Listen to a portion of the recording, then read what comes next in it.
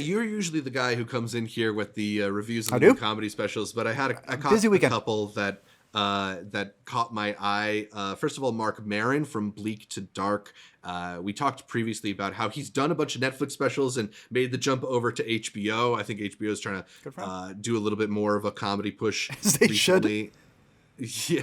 And I think it's a solid special from him. I think if you're familiar with Marc Maron, he's this guy who carries around a lot of angst, a lot of sort of like existential ennui, and that's what the intros of his podcast typically hint at, is like his sort of his distrust and like disinterest at large with a lot of the world.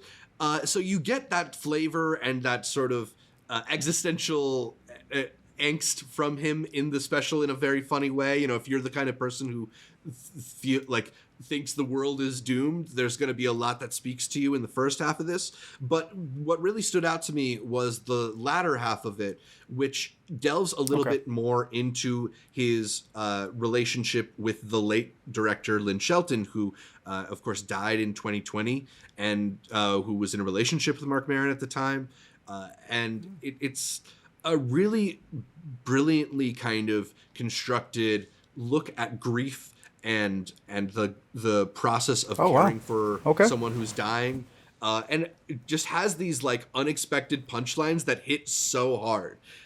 So I just, I went into it hoping to get, the type of Marc Maron comedy that I'm used to. And I ended up being very touched by it and almost brought to tears. So I would recommend it, especially if you have an interest in him or Lynn Shelton even.